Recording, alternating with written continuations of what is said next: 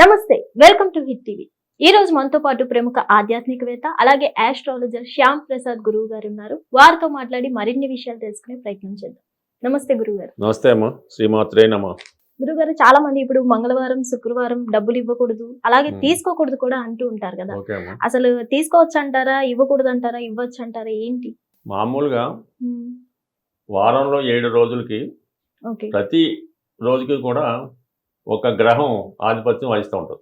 Okay మంగళవారానికి కుజగ్రహం అధిపతి, అలాగే శుక్రవారానికి శుక్రగ్రహం అధిపతి. ఓకే ఈ మంగళవారం అన్నది ఏంటంటే కుజుడు ఆవేశకారకుడు, యువకుడు. అందువల్ల ఏంటంటే మంగళవారం చేసే వ్యవహారాలు కొద్దిగా డిస్ప్యూట్స్ కారణం అవుతుంటాయి అన్నమాట. మంగళవారం నాడు పెళ్లి చూపులు పెట్టుకున్నా, లేదంటే పరస్పరం కొత్త అగ్రిమెంట్ చేసుకున్నా అవి గొడవలతో ముగిస్తూ ఉంటాయి అన్నమాట. అంటే ఇద్దరు పార్టీల్లో ఎవరో ఒకరు కోపం రావడం, వారు ఆవేశంగా మాట్లాడడం, ఇతరులు దాన్ని రెచ్చిపోవడం జరుగుతుంటుంది. అందుకని మంగళవారం నాడు కొన్ని ముఖ్యమైన కారణాలు వాయిదా వేసుకుంటే మంచిదని చెప్తుంటారు. ఇది ధనం సాధారణ ప్రమాదం అన్నమాట. సాధారణంగా ఇచ్చుకున్నప్పుడు తీసుకున్నప్పుడు ఉన్నటువంటి మిత్రత్వం తిరిగి చెల్లించేటప్పుడు అది గొడవలుగా కారణం అవుతుంటుంది.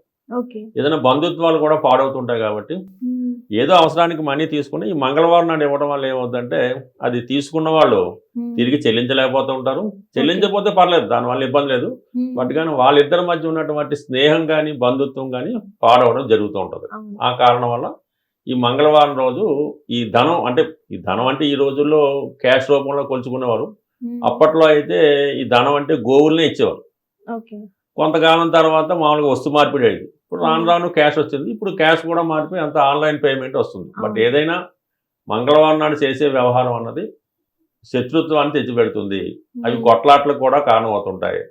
కొన్ని సందర్భాల్లో ఆవేశానికి లోనై ఈ మధ్యకాలంలో చూస్తున్నాయి, ఇది 5 రూపాయలకే మర్డర్ చేసినట్టు సంఘటన. అందుకని మంగళవారం రోజు ధనం తీసుకోవడం కానీ పుచ్చుకోవడం కానీ, ధనమే కాదు ఎటువంటి కొత్త విషయాలు కూడా ప్రారంభించినా కూడా అవి కొంతవరకు ఈ డిస్ప్యూట్ అవుతాయని పెద్దవాళ్ళు ఆ విధంగా నిర్ణయించారు. ఇక శుక్రవారం అన్నది చాలా ప్రధానమైనది. శుక్రవారం అన్నది మహాలక్ష్మి అంటే అమ్మవారికి సంబంధించింది. శుక్రవారం శుక్రుడు అధిపతి, శుక్రుడికి అధిదేవత మని లక్ష్మి అమ్మవారు. అందువల్ల అంటే శుక్రవారం రోజు కనీసం ఇంట్లో బూజు కూడా దొరకకూడదు.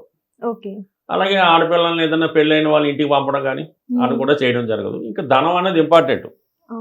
ధనం అంటే పూర్వకాలం ఎలా ఉండేదంటే ఒకప్పుడు గోవులు, ఇంట్లో అమ్మాయి పుట్టినది కూడా ధనంతోనే కారణం.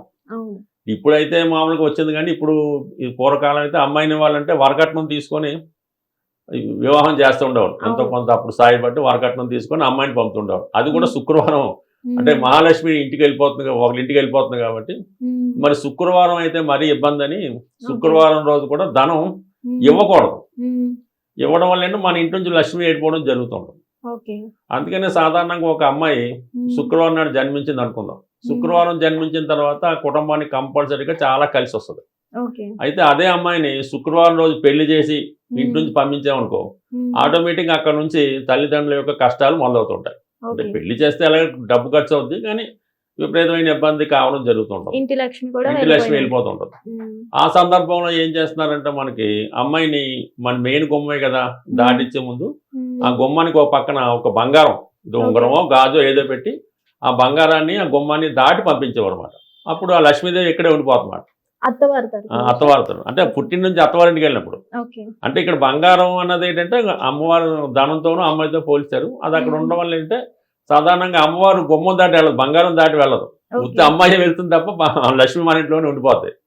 ఆ కారణం వల్ల అంటే శుక్రవారం రోజు మనం అంటే ఎవరికన్నా బంగారు వస్తువులు ఎరువివ్వడం కానీ, అలాగే ధనం అప్పుగా ఇవ్వడం కానీ, ఈవెన్ మనం ఇంట్లో వంట చేసుకునే భోజనం కూడా శుక్రవారం ఎవరైనా గెస్ట్ వస్తే వాళ్ళకి ఇవ్వచ్చు. కానీ మళ్ళీ మనం ఒకసారి ప్యాక్ చేసి పంపుతుంటాం కదా, అలా కూడా శుక్రవారం రోజు ధనం కానీ ఆ అమ్మాయిని కానీ లేదంటే ఇలాంటి ఇంట్లో వండుకున్నటువంటి వస్తువులు కానీ 99% పంపకుండా ఉంటేనే మంచిది. అలాగే ఇంట్లో ఉన్న వాళ్ళు శుక్రవారం రోజు ఏదో చుట్టాలు ఇంటికి వెళ్ళారనుకో, కంప్లీట్గా సాయంకాలం అవ్వదు ఇంటికి వచ్చేయాలన్నమాట. వాళ్ళ ఇంట్లో పడుకున్నా కూడా ఇబ్బంది ఉంటుంది. ఈ విధంగా శుక్రవారం నాడు ధనం మన చేతికి నుంచి బయటికి వెళ్ళడం వల్ల తిరిగి రాదు అన్నటువంటి విషయం ఉంది. అంటే దాంతో పోదు, ఇది శుక్రవారం రోజు ఎవరికో ఫ్రెండ్ అడిగాడు, ఏదో నక్లెస్ ఎరువిచ్చాడు పెళ్లికి వెళ్తా కాబట్టి తీసుకెళ్ళింది అనుకున్నాం. దాంతో ఏం సరిపోదు. ఓకే. ఇంకా అక్కడ నుంచి ఒకటి బయటికి వెళ్ళిపోతుంటాం. వెళ్తూనే ఉంటాయి. ఇప్పుడు మన వాళ్ళు ఏంటంటే ఏదో అవసరం ఇమీడియట్ గా వచ్చింది, ఉమ్. ఏదో బంగారం ఉందని తాకట్టు పెట్టేస్తాం శుక్రవారం. అవును. ఇంకా అదే దాంతో పోదు. ఉమ్. మొత్తం ఒకటి పోయి మొత్తం ఇంట్లో ఆఖరికి వండుకున్నటువంటి వస్తువులు అంటే పూర్వకాలం అలాగా జరుగుతుండే, వండుకున్న వస్తువులు కూడా అమ్మేసేవారు అంట. ఓకే. అంత కాబట్టి శుక్రవారం రోజు పూచిక పొల కూడా బయటికి వెళ్ళకూడదు ఓకే. అదనమాట. ఇల్లు దొలపడం కానీ ఉమ్. ఈ విధంగా రావడం జరుగుతుంటుంది. అందువల్ల ఏంటి శుక్రవారం ఒక విధంగా ఇబ్బంది ఉంటుంది, ఉమ్. మంగళవారం ఈ విధమైన ఇబ్బంది ఉంటుంది. కాబట్టి ఆ 2 రోజులు రిస్ట్రిక్షన్ చేసి జాగ్రత్తగా ఉండడం వల్ల ఉమ్. ఈ విధంగా జాతకులకు కూడా అనుకూలంగా ఉంటుంది. అయితే మంగళవారం ఏమన్నా డబ్బు ఇస్తే బ్రహ్మాండంగా తీసుకోవచ్చు. ఓకే. తీసుకున్నవాడు బ్రహ్మాండం కలిసి వస్తుంది. అక్కడ నుంచి ఆ దగ్గర నుంచి వస్తూనే ఉంటుంది, ఇంకా ఫ్లో మొదలవుతూ ఉంటుంది. ఉమ్. అందువల్ల తీసుకున్న వాడికి ఏం ఇబ్బంది లేదు, ఇచ్చుకున్న వాళ్ళకి నష్టం. కాబట్టి ఈ Return. విషయంలో జాగ్రత్తగా ఉండవలసింది. ఉమ్. మరి అత్యవసర పరిస్థితులు అది వచ్చినప్పుడు సాధారణంగా మన సొంత బంధువులు, తమ్ముడు, చెల్లి, అక్క అన్నప్పుడు ఉమ్. అవి ఎప్పుడైనా పర్వాలేదు. అయితే ఓకే. ఏంటంటే దాని బంధుత్వం చెడిపోకుండా జాగ్రత్తగా చూసుకోవాల్సి ఉంటుంది. ఉమ్. బట్ అలాగే జాగ్రత్తగా మనం ఎంత జాగ్రత్తగా పాటిస్తే అంత మంచిది. అంటే ధనం కూడా ఉమ్. ఒకసారి ఏంటంటే ఏదో టిఫిన్ చేస్తుంటాడు, ఓకే. ఎవరో డబ్బులు అడుగుతారు, ఆ ఎంగిల్ చేతితో ఇచ్చేస్తుంటారు. అవును. అది చాలా పొరపాటు. ఉమ్. అలాగే మనం ఏదో రాత్రి పడుకుంటాం, మార్నింగ్ లెగుస్తాం, ఇంకా స్నానం అది చేయి మామూలుగా ఉంటాం, ఏ ఉమ్. పన్నోడు కూడా డబ్బులు ఇవ్వాల్సి ఉంటుంది. దాంతో బీరువా తీసి లాగరో గురించి డబ్బులు ఇస్తుంటారు. అవును. ఇది కూడా ఇలా. అందువల్ల ఏదన్నా మనీ విషయంలో మాత్రం ఉమ్. బీరువాలో తీయడం చాలా పవిత్రంగా స్నానం చేసి దేవుడి గుడిలోకి ఎలాగెళ్తాం అలా తీయటం మంచిది. ఉమ్. ఒకటి డబ్బులు ఇచ్చినప్పుడు కూడా ఎంగిల్ చేతితో కానీ, ఉమ్. ఇంకా భోజనం చేస్తా కానీ, ఉమ్. ఇంకొంతమంది అయితే ఇంక డింగి అలాంటివి చేయకుండా ఉంటే ఓకే. మనం లక్ష్మీదేవిని ఎంత పవిత్రంగా చూసుకుంటే అంత నిల్వ ఉంటుంది. ఉమ్. ఏదైనా అది మన నమ్మిన నమ్మకపోయినా పని ఓకే. దాని ప్రభావం ఉంటుంది. ఉమ్. నమ్మినోడికి నమ్మినంత. ఇది స్వస్తి. గురుగారు, ఒకవేళ ఇవ్వాల్సి వస్తే అత్యవసరంగా ఉమ్. డబ్బులు ఏ రోజున ఇస్తే మంచిది అంటారు? బుధవారం రోజు చాలా మంచిదమ్మా డబ్బులు ఇవ్వడానికి. మిగతా అన్ని రోజులు ఓకే, ఉమ్. ఆదివారం ఇవ్వచ్చు, సోమవారం ఇవ్వచ్చు, మళ్ళీ బుధవారం ఇవ్వచ్చు. ఓకే. ఎక్సెప్ట్ ఈ 2 రోజులు తప్ప మిగతా వారాలు ఉమ్. పెద్దగా ఇచ్చుకోవచ్చు. ఉమ్. అంటే కొంతమంది శనివారం ఇబ్బంది తప్ప శనివారం కూడా బ్రహ్మాండంగా ఇవ్వచ్చు. ఓకే. ఇవ్వడానికి ఎటువంటి ఇబ్బంది లేదు. బట్ ఈ 2 రోజులు మాత్రం కొద్దిగా ఆలోచించి జాగ్రత్తగా ఇవ్వాల్సి ఉంటుంది. ఉమ్. అది మళ్ళీ ఏంటంటే మనం ఒక వస్తువు కొనుక్కున్నాడు మళ్ళీ పర్లేదు. ఉమ్. ఇప్పుడు ఏదో మంగళవారం వచ్చింది, ఏదో శుక్రవారం వచ్చింది, గోల్డ్ కొనుక్కుంటాం కదా. అవును. శుక్రవారం గోల్డ్ కొనుక్కుంటే చాలా మంచిది, మన ఇంటికి బంగారం వస్తుంది, మనీ అలాగా పర్వాలేదు. ఓకే. మళ్ళీ మనకి రిటర్న్గా అయినా వస్తే అది తప్పులేదు. ఊరికైనా అప్పు రూపంలో ఇవ్వకూడదు తప్ప ఇంకా వేరే వస్తు మార్పిడి రూపంలో చేసుకోవచ్చు, ఓకే. అదేం పెద్ద తప్పులేదు. ఉమ్. గురుగారు, అలాగే మీరు శుక్రవారం రోజు పూజలు కూడా దులుపకూడదు అన్నారు కదా, ఏ రోజున దులిపితే మంచిది అంటారు? అది కూడా అంతే, ఆదివారం, బుధవారం, ఆదివారం, బుధవారం. అలాగే లక్షవారం, ఉమ్. అది ఆ రోజు శుభ్రం చేసుకోవచ్చు. ఉమ్. అలా కొన్ని రోజులు మరి కొన్ని మనం పాటించిన దాన్ని బట్టి ఉంటుంది. శుక్రవారం అనేది చాలా ఇంపార్టెంట్. ఉమ్. అమావాస్య కూడా అలాంటిది. ఓకే. అమావాస్య కూడా అలాంటి పనులు చేయకూడదు. ఉమ్. మిగతా అన్ని అటు ఇటుగా ఉంటాయి కాబట్టి ఈ 2 రోజులు పాటిస్తే మంచిది. గురుగారు, అత్యవసర పరిస్థితిలో ఇచ్చిపుచ్చుకోవడం అనేది జరిగితే అది ఎలా నివారించుకోవాలంటారు? నివారించుకోవడానికి ఏం లేదు, మామూలుగా అది కామన్ గా మన రోజు తప్పదు ఇంకా. దీపారాధన చేసుకుంటాం కదా, ఆ విధంగా చేసుకోవచ్చు. ఉమ్. దానికి దీనికి ఏం సంబంధం ఉండదు. అంటే మరీ మనకి ఆర్థిక పరంగా ఇబ్బందులు ఉన్నాయి, అవును.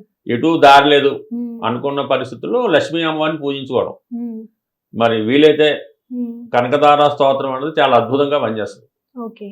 ఈ కనకదార స్తోత్రం కూడా ఎలా అంటే ఉమ్. ఎప్పుడు పడితే అప్పుడు కాకుండా ఒక నిర్దిష్టమైనటువంటి సమయం ఎన్నుకోవాలన్నమాట.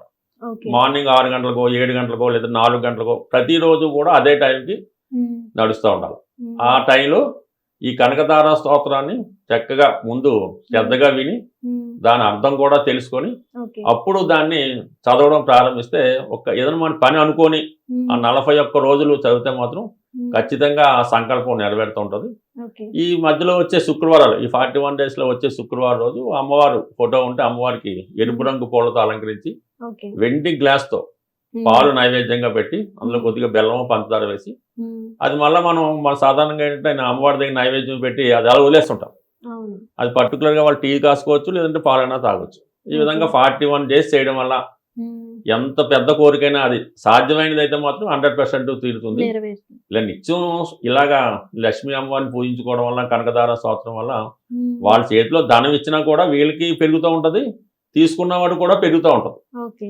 అలాగే సాధారణంగా మనసులో కూడా ఎలా ఉంటుందంటే ఉమ్. మంచి సంకల్పంతో ఇస్తే అది ఖచ్చితంగా నెరవేరుతుంటుంది. అవును. ఒకడు ఏంటంటే మామూలుగా రకరకాల ఇప్పుడు పిల్లలకి డబ్బులు ఇచ్చినా కూడా ఏంటంటే ఒకటి తిట్టుకొని ఇస్తూ ఉంటాడు, ఒకటి ఇంకో రంగు వేసుకుంటాడు. ఈ వడ్డీ వ్యాపారం చేసే వాళ్ళు అంటే వాడు అటు రాకూడదని ఎత్తుంటాడు, వడ్డీ వస్తూ ఉంటుంది. ఇది మనసు కూడా ఇంపార్టెంట్, అతను మనసును బట్టి కూడా అది పనిచేస్తుంటుంది. కాబట్టి ఇవన్నీ కూడా వాడి యొక్క మనసును బట్టి, వాళ్ళు నమ్మే దైవాన్ని బట్టి, నిజాయితీని బట్టి కూడా ఉంటుంది. నిజాయితీగా ఖర్చు పెట్టింది ఫ్యూచర్లో అయినా మళ్ళీ అది మనకి రిటర్న్ వస్తూ ఉంటుంది. మనలో న్యాయం ఉంటాయి. అదేదో పెళ్ళికో డబ్బులు అడిగాడు, పిల్లవాడు చదువుకి డబ్బులు అడిగాడు. సాధారణంగా ఈ రెండు విషయాల్లో డబ్బులు తీసుకున్నవాడు తిరిగి చెల్లించలేడు. ఎందుకంటే ఎంతో ఇబ్బంది వస్తే తప్ప పిల్లవాడి ఫీజుకి డబ్బులు అడగడం. అయితే ఏంటంటే వీడికి ఒక విధంగా క్రెడిట్కి వస్తుంది. ఒక పిల్లవాడిని చదివించినటువంటి పుణ్యం, ఒక అమ్మాయి పెళ్లికి సాయం చేయని పుణ్యం కలుగుతూ ఉంటుంది. ఇప్పుడు సాధారణంగా ఇంట్లో ఆడపిల్లలు ఉంటుంటారు, అంత డబ్బులు ఉన్నంత మాత్రం పెళ్ళిళ్ళు అవ్వాలని రూల్ లేదు. పెళ్ళిళ్ళు వాయిదా పడుతుంటాయి. వాడు ఏం చేయాలంటే ఎవరికైనా వివాహం జరుగుతున్నప్పుడు, ఎవరికైనా సరే పేదవారికి కానీ పెళ్లి జరుగుతున్నప్పుడు వాళ్ళకి తాలిబొట్టు, ఈ పట్టు చీర అలాంటివి డొనేట్ చేయడం వల్ల వీళ్ళ పిల్లలకు కూడా పెళ్ళి అవుతూ ఉంటాం. ఇవన్నీ కూడా ఏదైనా ఒకటి మంచి సంకల్పానికి ఇస్తే అది తిరిగి రాకపోయినా పుణ్యం అనేది వస్తుంది. అది దానమే ఆకలేదు, అది మన వల్ల వాడు అవసరం తీరింది, ఆ పుణ్యం మనకు వస్తుంది. ఇవ్వలేకపోయినా నెక్స్ట్ జన్మకైనా తీర్చుకుంటాడు. ఇవన్నీ రుణానుబంధాలు అన్నమాట. గత జన్మలో వాడు మనకి ఇచ్చుంటాడు, ఈ జన్మలో మనం ఇచ్చామంతే. ఇది ఏమీ అనుకోనాగే లేదు. ఊరికైనా మా దగ్గరికి ఎందుకు వస్తాడు? అందువల్ల ఈ పూర్వజన్మ సంకల్పం కూడా ఉంటుంది, ఇవి రుణం తీర్చుకోవడం కూడా ఉంటుంది. అందువల్ల ఇవన్నీ అలాగే అనుకుంటేనే వీడికి బాగుంటుంది, వాడికి బాగుంటుంది. హిట్ టీవీ యాప్, ఇందులో short news, live news, entertainment shows, movies, digital magazines తో పాటు మీ జిల్లా వార్తలను కూడా ఫ్రీగా చూడొచ్చు. ఇంకెందుకు ఆలస్యం, వెంటనే హిట్ టీవీ యాప్ ని డౌన్లోడ్ చేసుకుని ఫ్రీగా ఎంటర్టైన్మెంట్ పొందండి. Hit TV app. Hit TV app. Please download hit TV app. Hit TV app ని ఫ్రీగా డౌన్లోడ్ చేసుకుని ఎంజాయ్ చేయండి. మీకు నచ్చిన ఎంటర్టైన్మెంట్ కోసం హిట్ టీవీ యాప్ ని ఫ్రీగా డౌన్లోడ్ చేసుకుని ఎంజాయ్ చేయండి. హిట్ టీవీ యాప్ ని డౌన్లోడ్ చేసుకుని ఆస్వాదించండి, ఆశీర్వదించండి. ఇంతమంది సెలబ్రిటీలు హిట్ టీవీ యాప్ ని డౌన్లోడ్ చేసుకోండి అని చెప్తున్నారంటే ఎంత మంచి యాప్ ఆలోచించండి. అమెరికా అమెరికా అమెరికా అమెరికాలో చదవాలనుకునే వాళ్ళకి విశ్వసనీయమైన పేరు మన శౌర్య కన్సల్టెన్సీ. UK లో 1 year masters, UK లో 1 year masters, 2 years work permit up to 5 years visa. Contact Saurya Consultancy.